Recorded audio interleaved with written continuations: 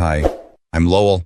I let my brother and his wife live in my $10 million mansion, fed them, trusted them, even called them family. They forged my name, stole my company, and told everyone I'd lost my mind. Then, right in front of the people I once called my blood, he hit me. She spat in my face, said, "Even a dog is more useful than you." Now I've got $300 to my name, and a secret on my father's island that might just burn everything they built to the ground. But tell me, when your own family buries you alive, how far would you go to claw your way back? They say blood is thicker than water, but sometimes it just stains deeper. I was standing in the foyer, a beam of late September sunlight slanting through the tall windows, warming the marble floor under my bare feet. I watched the moving truck pull into the driveway, tires crunching the gravel like slow, deliberate punctuation. That was the moment it became real. Brantley and Venus were moving in. It was my idea, or maybe my hope.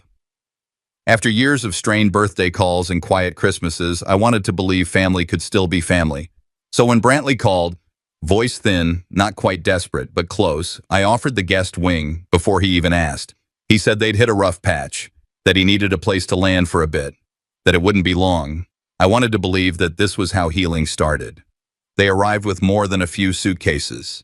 Venus stepped out first, dressed like she was walking into a gallery opening, not a home she claimed to be grateful for.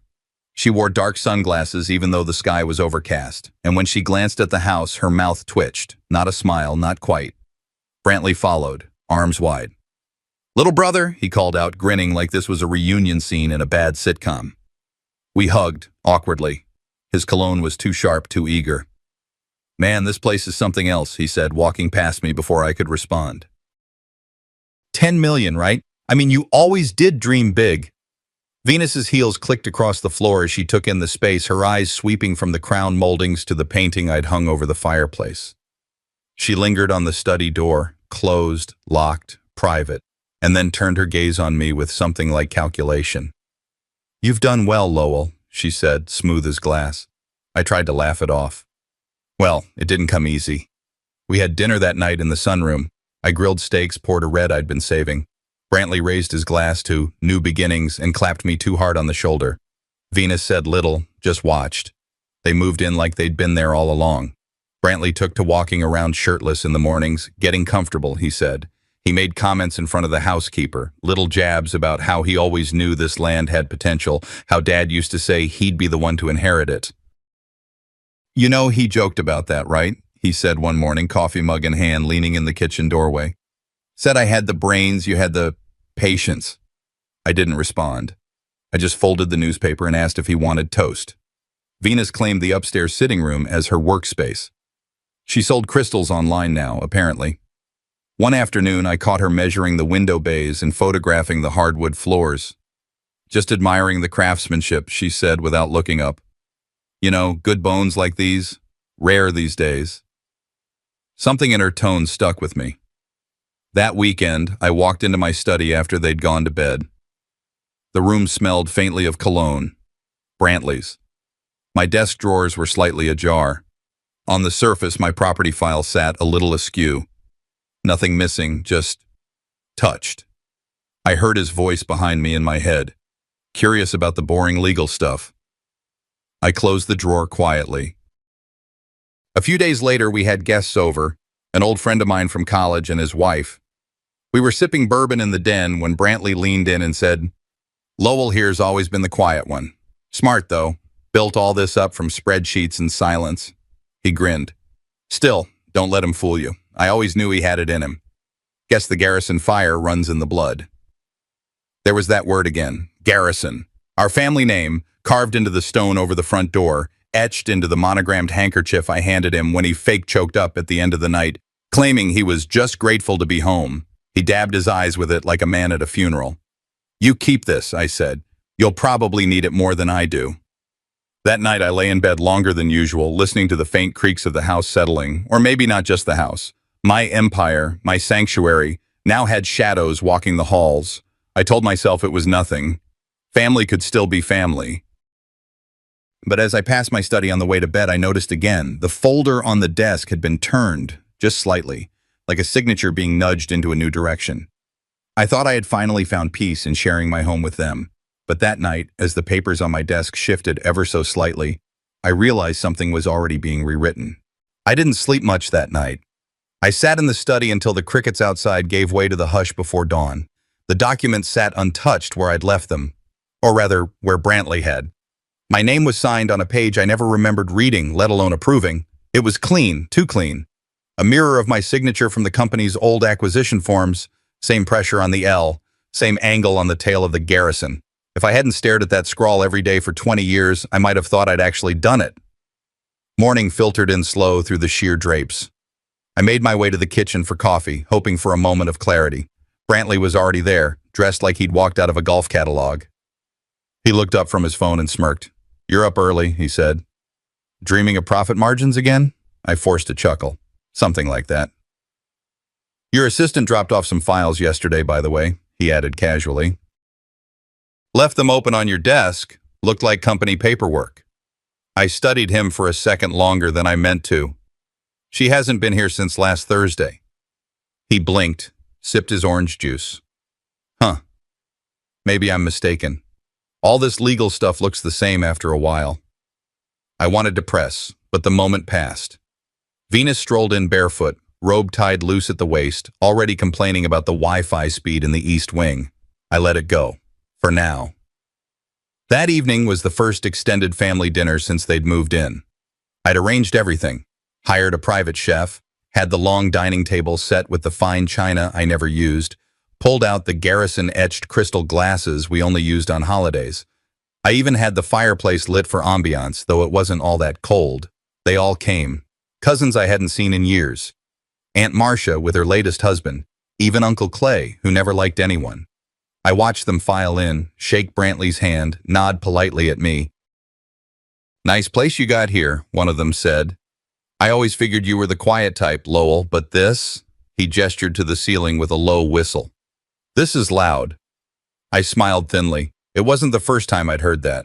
Apparently success only counted if you told enough people about it. Dinner started smoothly. Wine flowed, conversation bubbled. Brantley carved the roast like it was his table. Venus passed the rolls like a queen presiding over her court. Then came the first crack.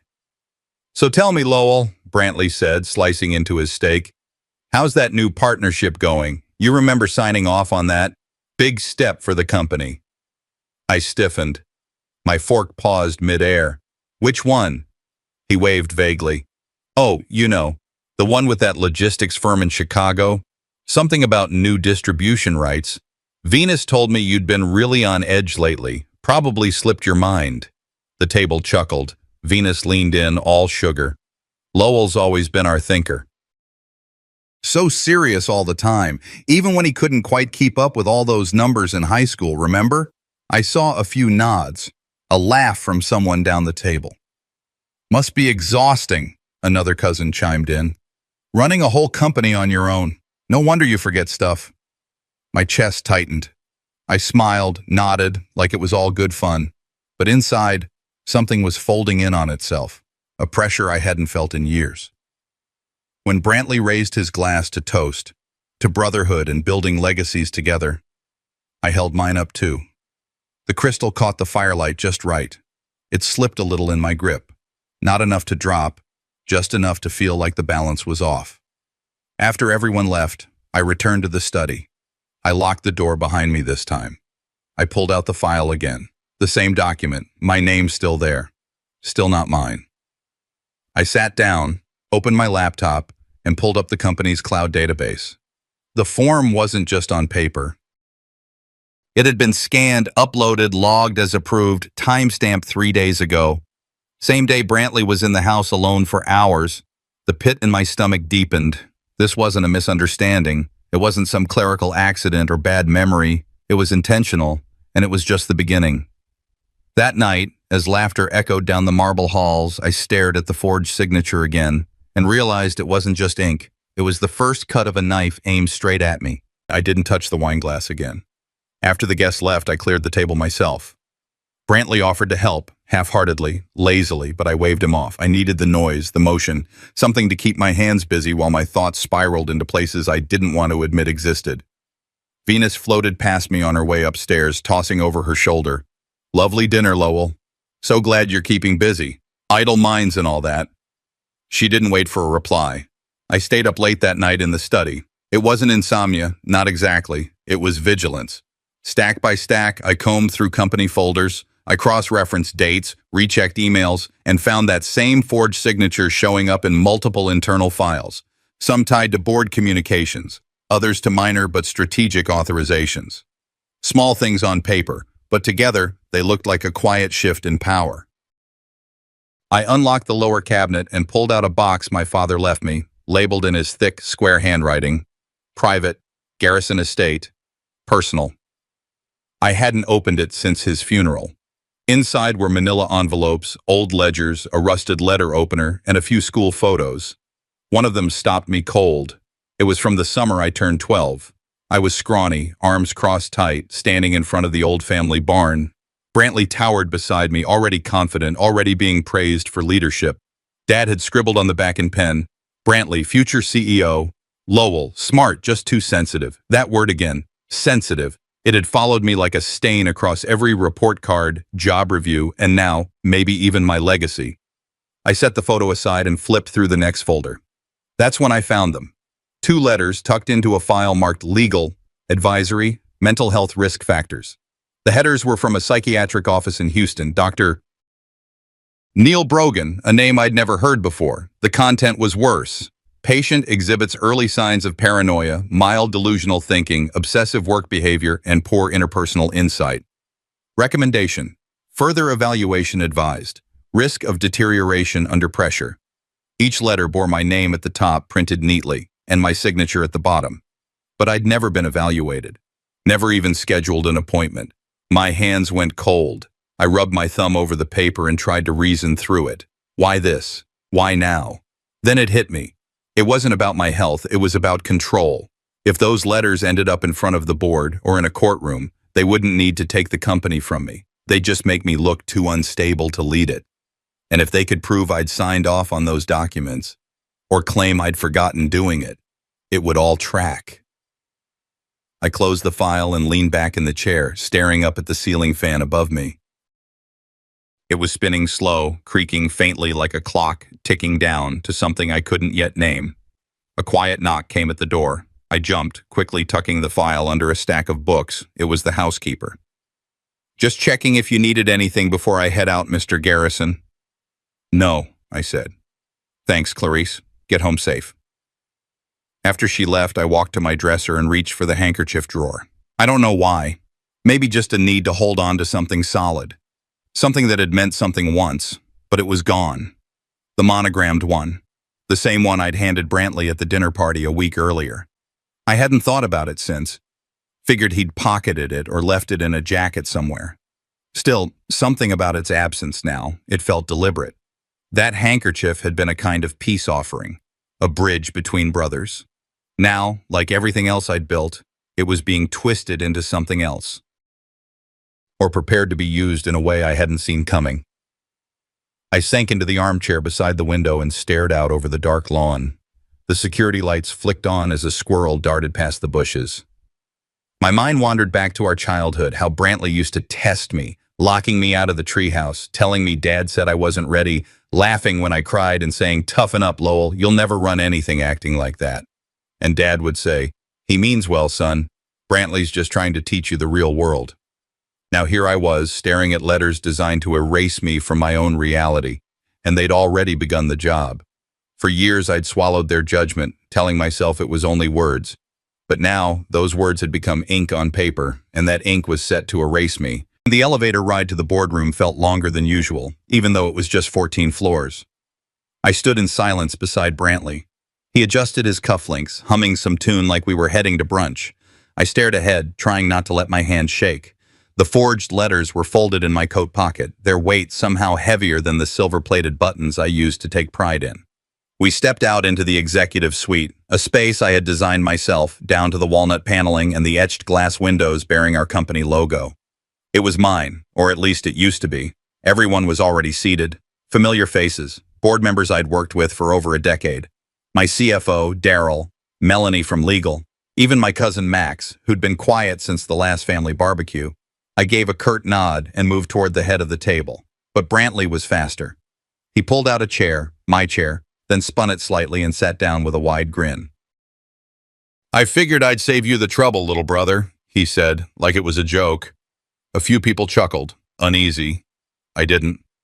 I sat to his left, straightened the papers I'd brought, and opened my mouth to start. That's when he cleared his throat. "Before we begin," Brantley said, holding up a manila folder, "there's something I need to bring to everyone's attention. It concerns Lowell's health. Mental health, to be precise." I blinked. The room froze. "What are you doing?" I asked, my voice lower than I expected. He looked at me like I was the one interrupting. "It's not an attack, Lowell, but we have to be honest in leadership. Transparency protects the company." He tapped the folder. "I have statements here from a licensed psychiatrist. Several sessions worth of notes." I stood up. "I've never seen a psychiatrist in my life." "Well," he shrugged, "that's part of the problem, isn't it?" Gasps and awkward shuffles filled the room. Darrell adjusted his glasses. Melanie leaned toward the folder as Brantley passed copies down the table. "He's fabricated this," I said. "You all know me. I built this company from a garage and a second-hand laptop." Brantley smiled with false sympathy. "And we're all grateful, Lowell, but things change. Sometimes people slip. We've all noticed the stress lately, the mood swings, forgetfulness." "Forgetfulness?" I said, almost laughing. "You mean those documents you planted in my study?" A low murmur rippled through the room. Melanie raised a hand. "Maybe we should table this until legal has a chance to review." "No," Brantley interrupted. "They deserve to know now. The board needs to be protected. Our investors, our people. And Lowell, he needs rest. Time away." I looked around. Eyes avoided mine. Whispers hissed under breaths. The glass walls that once symbolized my transparency now felt like a cage. I turned to Max. "You know this isn't real." Max swallowed. "It's just a lot, Lowell. Maybe we should all take a breather." And that's when Brantley made it physical, without raising a fist. He set his water glass down on my notes, deliberate. No coaster. The condensation bled into the paper slowly, like a wound spreading beneath a bandage. I clenched my jaw, hard. The meeting spiraled from there. Motions were proposed. Temporary suspension, they called it, pending a wellness evaluation. My voice was stripped down to noise. Every word I offered was dissected, twisted, repackaged as instability. I left before the final vote. I didn't need to hear it. Outside, the sky was gray. I lit a cigarette, even though I hadn't smoked in years. I stood there on the balcony looking down at the city I had helped shape. Glass towers, neon signs, rooftops with my name on them. And yet, all I could feel was the weight of invisibility, not even exile, just erasure. The phone buzzed in my pocket. A text from cousin Lydia. "Hey, heard what happened. Are you okay? Venus has been saying some weird stuff about you. Maybe call me?" I didn't answer. Instead, I walked, blocks away, past buildings I'd donated to, past murals I'd funded, past people who used to shake my hand. That evening, back at the mansion, I overheard our housekeeper whispering to the gardener. "I thought Mr. Lowell was the smart one," she said, "but Venus told my sister he's not well. Poor man. Must be hard on Brantley, carrying everything." I stepped back before they saw me.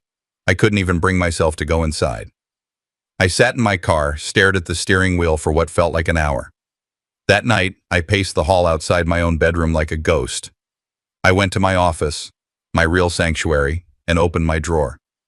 The monogrammed handkerchief was gone. It wasn't valuable, not financially, but it had been mine, from my father, embroidered with a G. I remembered handing it to Brantley during his first night here, when he faked that little emotional moment. I don't know what made me check the drawer, I just knew it would be gone. What else had he taken? What else had I given without even noticing? A knock on the door. I didn't answer. I didn't want to see anyone, didn't want to give them another glimpse of me unraveling. When I finally sat at my desk, I stared at the damp ring on my paper, the warped corner where Brantley's glass had bled through. It wasn't just a stain, it was a message. You're not in control anymore. I leaned back in my chair, exhaled slowly, and thought about my father's voice again. Lowell means well, but he doesn't have the head for business. They were all using it now, twisting it into a prophecy, and I had let them. When the board adjourned, I was no longer their leader. I was their liability, and Brantley knew it. Back at the mansion, I didn't take the main entrance. I used the side door by the garage. Like a stranger sneaking into his own home, the house was dim, the kind of quiet that didn't soothe. It accused. I dropped my keys into the ceramic bowl near the kitchen, the sound sharp in the silence. My phone buzzed, a notification from my bank. I tapped it almost absent-mindedly, expecting nothing unusual. Then I saw it. Available balance, $312.47. I blinked, then stared. I refreshed the screen. Same result. I opened my checking, savings, investment accounts, all of them, cleared out, or pending under external review. My access was frozen, permissions revoked. I sat down hard at the edge of the bar stool. For a second, I couldn't move. My body knew what my brain was still trying to process. I was broke, not metaphorically, not emotionally, literally broke. And Brantley had done it. Through forged signatures, legal tricks, and years of quiet manipulation, he had stolen everything I'd built, right down to the coins in my glove compartment. I stood up. My legs felt wobbly. From somewhere deeper in the house, I heard music playing, jazz, the kind my father used to play on old vinyl. Voices followed, laughter drifting from the dining room. Family dinner. I almost turned away. I almost walked out the front door and never looked back. But something in me cracked open. Not like glass shattering, more like a dam beginning to give. I straightened my collar, smoothed my sleeves, and walked into the lion's den. The dining room was glowing with soft light. A dozen family members sat around the long table, uncles, cousins, a few old family friends. Brantley sat at the head, holding a wine glass like he'd been born to it. Venus was at his side, draped in a sleek navy dress that probably cost more than my first car. "Lowell," she said sweetly, "we were just wondering if you'd join us. You've been so quiet lately." Brantley chuckled. "We figured you might need rest. Mental exhaustion is no joke." The table chuckled with him. I pulled out the only empty chair near the foot of the table and sat down without a word. Brantley stood, lifting his glass. "I want a toast," he said, "to family, to the strength it takes to lead when others can't, and to loyalty, even when it's hard." He looked right at me when he said it. I saw it then, tucked neatly in his blazer pocket, the handkerchief. My father's monogram still embroidered on the corner, the same one I'd given Brantley when he moved in. Now, folded perfectly, it peeked out like a trophy. He raised his glass a little higher. "To carrying burdens we didn't ask for." Another round of polite laughs. My cousin Dan leaned over. "Hey man, Venus said you've been under a lot. You doing okay?" I didn't answer. I just stared at my plate. Brantley sat down again, cut into his steak. "It's hard, you know," he said casually, "watching someone spiral, especially someone you look up to." I looked up. "You never looked up to me," he smiled. "Maybe not, but I tried to protect you. Still am." Venus leaned in now, her voice sweet and venom-laced. "We just want what's best for everyone. You've always been passionate, but sometimes passion needs supervision." I clenched the napkin in my lap. My heart was racing, but I kept my voice steady. "You stole my accounts." Brantley shrugged. "You weren't using them responsibly." I stood. "This is my house." "Is it?" he said, tilting his head. "There's a difference between owning a building and being able to manage what happens inside it." Venus tapped her wine glass gently. The ring of crystal on crystal echoed. "You know, Lowell," she said, smiling just enough to look civil, "even a dog is more useful than you." Silence fell. Not a stunned silence. Not a silence of people rushing to my defense. Just stillness. A few eyes dropped to their plates. One aunt shifted uncomfortably in her chair. No one said a word. And that was the loudest sound of all. I didn't yell. I didn't throw anything. I just stood there, breathing slow, tasting the copper tang of humiliation at the back of my throat. The same breath I'd been holding since I was 10 years old. Since Dad said, "Let your brother take care of it. He's better at numbers." Since Brantley first called me emotional. Since I handed over keys, papers, space, and trust, 1 inch at a time, hoping they'd finally see me as enough. But enough was never on the table. I left the room without another word. I heard the scrape of forks picking up again behind me, as if nothing had happened. Upstairs, I sat in the dark, the kind of dark that lets your thoughts echo. I opened my laptop, tried to log into my investment account. Blocked. Tried my email. Password changed. All doors were closing, all exits sealed, all but one. There was a place, an old cabin on an island off the Gulf Coast. My father's idea of solitude. No one had used it in years. The deed was still in my name, unless Brantley had gotten to that too. I checked the online registry. It was still mine. For now, I closed the laptop, looked around the room. Not much here I needed. For the first time in my life, I wasn't afraid of their judgment. I was afraid of what I might finally do. I didn't sleep that night. I paced the hardwood floor in my bedroom until the first light crept through the blinds, dragging long shadows across the walls. Something inside me had shifted. Something final. I showered, dressed with intention, and walked down to the study just as the house began to stir. Sunlight filtered through the heavy curtains, warm and golden, mocking the frost building in my chest. Brantley was already there, of course, sitting at the desk like he owned it. He sipped coffee from a mug I'd bought during a trip to San Diego, my name printed across it in fading blue letters. His legs were crossed, a newspaper open on his lap. He didn't even glance up when I entered. I dropped the manila folder in front of him.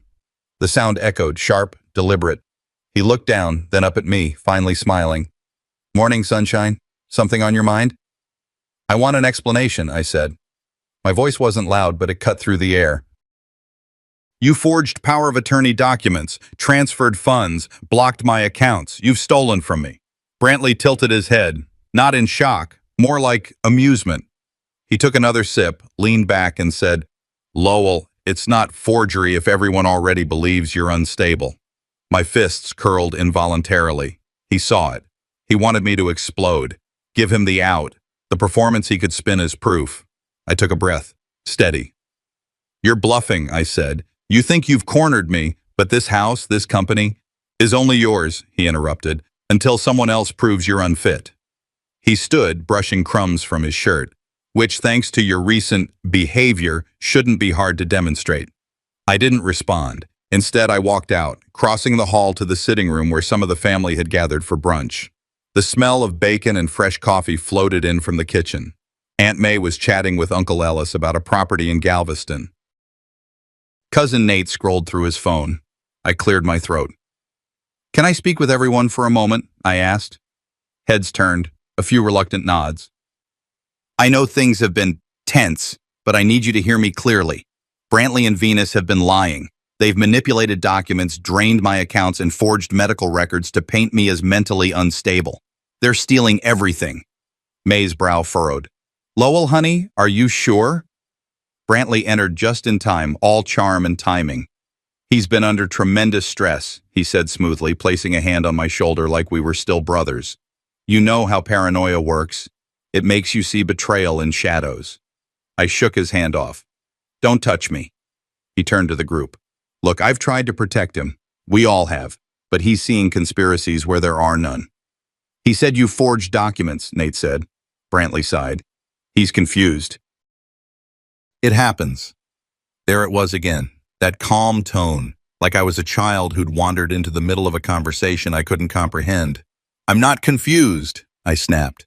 Then Venus entered, holding a tray of glasses. She walked straight to the side table, picked up the crystal glass I'd used during our last dinner, and with the subtlest flick of her wrist, tipped it over.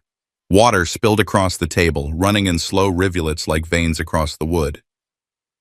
"I suppose some things just slip," she said, with a small smirk. I looked at the glass, then the faces. Some looked away. Others offered soft, sad smiles, the kind reserved for someone you've already decided is lost. It hit me like a punch to the ribs. Not one person stood up. Not one voice said, "Wait, let's look into this." They didn't need proof. I was already guilty by reputation. I swallowed the rising fury. My pride had already been shredded, but this was different. This was erasure. I left the room. I didn't slam the door. I didn't shout. I walked upstairs, closed the study door behind me, and sat in my father's old leather chair. I looked down at my hands. They were shaking. Not with fear, but with restraint. They'd won, for now, not just the house or the company. They'd taken my name, my narrative, but not forever. If they wanted proof of my weakness, I'd give them silence. And in that silence, I would sharpen the blade they never saw coming. And I spent the rest of that night in silence, not because I had nothing to say, but because I needed to listen closely. Every word they'd said, every whisper exchanged when they thought I wasn't listening, every document touched by fingerprints that weren't mine, it all settled into a quiet place inside me, hardening like cement. By morning, the entire house felt colder. Not physically, but in spirit. Even the staff moved differently, casting side glances as if they weren't sure whether to address me as sir anymore. Word spreads fast in families like mine, especially when Brantley and Venus make sure of it. Around 11, a formal gathering was called in the mansion's parlor. They framed it as a family intervention, a chance to talk things through. I wasn't naive. It was a show. I was the stage. I arrived last. The room was full. Every aunt, uncle, cousin that could make the trip had. Even Uncle Clive, who never left his ranch in Amarillo unless someone was dead or getting married. He gave me a stiff nod, then quickly looked away. I stepped in slowly, measuring each breath. Brantley sat at the head of the room like a politician at a campaign stop, arms open, voice warm. "Lowell," he said, standing, "we're so glad you could make it. We just want to clear the air, help you heal." Venus stood behind him, arms crossed, wearing that smile she used when she was about to gut someone with a sentence. The rest of the family was scattered along the perimeter, some perched stiffly on chairs, others with arms folded, waiting. I walked to the center and pulled a few folded sheets from my pocket. "Before we begin this theater, I want to share some facts." I handed the first sheet to Uncle Ellis, one of the only board members not yet tainted. "Compare that signature to mine. You'll notice the slant is off, spacing inconsistent." "It's not mine." He barely glanced before passing it to the next person like a flyer at a grocery store. I continued, voice steady. "There are financial inconsistencies too. Transfers from company accounts I didn't approve, legal powers of attorney with signatures I never gave." Brantley snorted. "You're still on that?" He turned to the crowd. "He's always been imaginative. Remember when he thought the neighbor's dog was part of a spy ring? He was 12 and still swore it barked in Morse code." The room chuckled. It wasn't loud, but it was enough. "I'm not 12 anymore," I said flatly, "and this isn't a joke." Venus took a step forward, her heels clicking softly on the floor. "No, it's not. It's tragic. Watching someone you love spiral into delusion, grasping at shadows. You think we want this? We're just trying to hold things together while you unravel." I turned to the room. "You all think I'm crazy, that I've imagined all of this." But the only thing I imagined, my voice caught, then sharpened, was that family meant something. Brantley stepped closer, eyes narrowing. "You're done here, Lowell. You've embarrassed yourself enough." "No," I said, voice rising for the first time. "You're the one who should be ashamed. You stole everything, and now you're standing here, dressed in my life, acting like you built it." He gritted his teeth. "I'm warning you." "What? You'll lie again? Steal more?" And then he hit me. A sharp, clean punch. No warning. Fist to jaw. My body hit the floor with a thud that echoed louder than the gasps around us. For a moment I couldn't move. Not because of the pain, but because of the sheer disbelief that it had finally come to this. I pushed myself up onto my elbows, the marble cold against my skin. Around me, silence reigned. No one ran to help. No one shouted. They just watched. Venus stepped forward, heels stopping just inches from my face. She crouched slightly like someone addressing a misbehaving child. "You've been dragging us all down for years," she said, her voice smooth, razor sharp. "Even a dog is more useful than you." The words didn't echo. They landed, heavy, final. As I blinked, my gaze locked on something tucked into Brantley's jacket pocket. A folded piece of fabric, my father's handkerchief, the one I gave Brantley years ago in a moment of brotherly pride. Now it was stained, wine, maybe blood, and crumpled like a dirty rag. I looked around at the faces I grew up with, some blank, some pitying, others already looking away. That's when I understood. This wasn't just betrayal, it was exile. Something inside me cracked, but it wasn't weakness, it was clarity. I let my hand drop to the cold marble again, but this time not in defeat, in decision. In that moment, lying on the cold marble floor, I understood. Family wasn't blood. Family was the knife pressed to my throat. I didn't pack. I didn't say goodbye. I walked out of that mansion with nothing more than a canvas duffel bag, a swollen jaw, and $300 in my pocket. I passed through the front door like a ghost slipping out of his own funeral. They didn't stop me. Why would they? As far as they were concerned, the burial was done. I used a rideshare under a fake name, prepaid. Took me straight to the docks where my father's old boat, the Mercy Belle, had been docked for years, rust biting into her frame like forgotten time. I wasn't sure she'd even start. But when I turned the key, the old girl sputtered, choked, and came to life. The Gulf air slapped me awake, stung my bruises. As I pulled away from the mainland, I watched the Dallas skyline shrink, the sun low behind it. There was no sadness, only clarity, the kind you get when you realize there's nothing left to salvage. The island was just a speck on most maps. My father bought it back in the late 80s, called it Solitude, but it was really his escape hatch. No one in the family cared for it. No beach, no resort potential, no Wi-Fi. Just wind, stone, salt, and an old cabin buried in a thicket of cedar. By the time I docked, night had rolled in. I made my way to the cabin with a flashlight and memories guiding me. The door creaked just the way I remembered. Dust greeted me like an old dog. There was no electricity, just a fireplace and oil lamps. I lit one and sank onto the couch, every part of me aching. I reached into my coat and pulled out the only thing I'd managed to keep, a wrinkled photo of my father and me taken when I was 7 on this very island. We were barefoot, his arm wrapped around my shoulder. I stared at that photo until sleep took me like a wave. The next morning, I woke with purpose. I searched the cabin. Not for food, I wasn't hungry, but for something else. I didn't know what, but I felt it in my gut that something had been left for me here, not out of sentimentality. My father was not a sentimental man, but he was calculated, and he knew Brantley. He saw the storm long before I did. Behind the fireplace, beneath a loose floorboard, I found a small iron chest. It was heavy and locked with a rusted latch. I pried it open with a poker. Inside were ledgers, deeds, old letters, and a sealed envelope. Thick paper, yellowed by time, sealed with red wax and stamped with the G from my family crest. My hands trembled as I broke the seal. The first page was a letter, written in my father's unmistakable hand.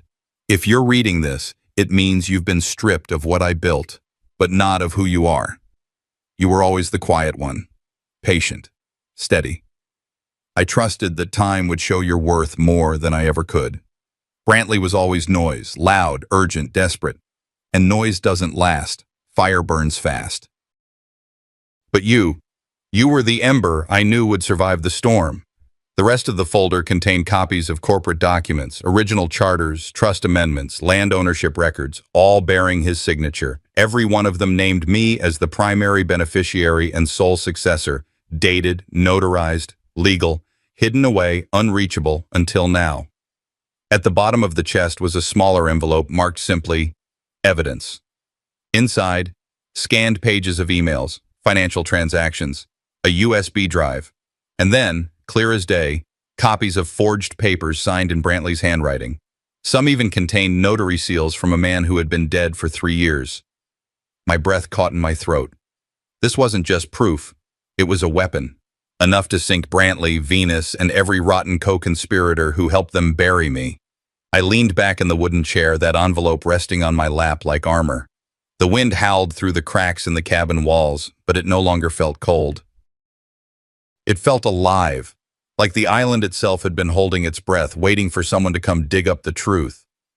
I reached into my coat pocket and pulled out what I'd picked up from the floor that awful night, Brantley's stained, wrinkled handkerchief, the one I gave him with pride, now dirty, torn, stinking of wine and betrayal. I placed it beside my father's sealed letter, 2 pieces of fabric, one corrupted, one pure. I knew which one I was now. As the tide pounded the shore, I realized the island wasn't my prison. It was the armory my father had left me to end the war once and for all. The boat rocked gently beneath me as the mainland came into view. Familiar, but different now. The sun was just cresting the skyline of Dallas, casting a golden hue on buildings that once symbolized power, success, and belonging to me. Now they looked like monuments to a lie. I stepped off the dock, not with hesitation, but with measured breath. Each step back into the world was deliberate. I didn't come back to plead. I came to end it. 3 days after leaving the island, I walked into the boardroom with nothing but a leather folder tucked under my arm and the scars they gave me still etched across my jaw. The family had convened under the pretense of resolution. Brantley called it a meeting to bring peace. The irony was almost insulting. The room was packed. Executives, cousins, uncles who hadn't spoken to me in years, all lined up in tailored suits and rehearsed smiles.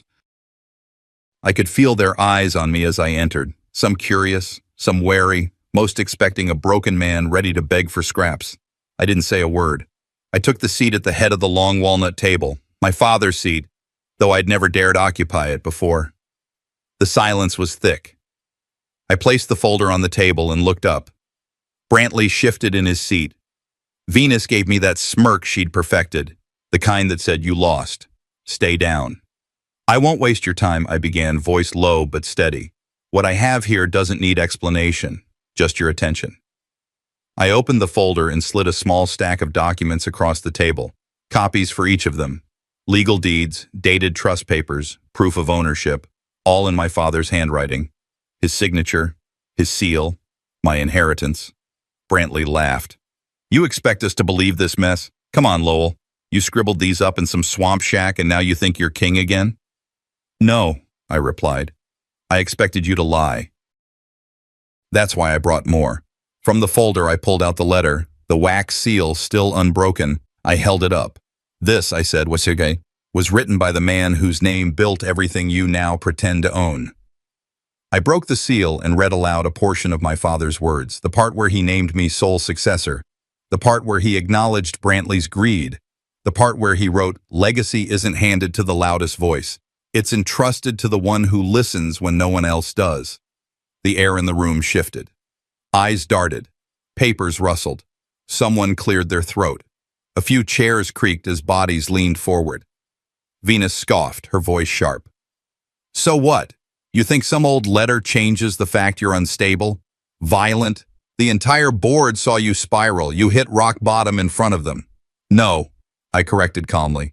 "Brantley hit me. You spat on me in front of everyone." That silence again. But this time, it didn't feel like dismissal. It felt like awakening. "I also brought this," I added, pulling the final envelope from the folder and sliding out the scanned documents, email chains, financial trails, notarized statements. I let them speak for themselves. I didn't need to explain that one of the notaries used on Brantley's forged documents had died in 2012, or that the forged signatures didn't match any legal records. The evidence had already been verified by a lawyer on the island, a friend of my father's, who had been waiting for me to finally open that chest. Brantley's face turned a sickly shade. "This is fake. Doctored, he's fabricating everything." One of the board members, Mrs. Callahan, quiet, stern, and loyal to my father for decades, lifted her eyes. "We already sent the documents to legal counsel yesterday. They're legitimate." Brantley's jaw clenched. "You can't do this. You can't just walk in and—" "I didn't walk in," I cut him off. "I came back." Venus stood, trying to gather sympathy. "You've always been jealous, Lowell. Always felt smaller, left out. That's what this is. You're trying to rewrite history." "No," I said. "I'm just reading it correctly. For the first time." I stood, pulled 2 things from my coat pocket, and laid them on the center of the table.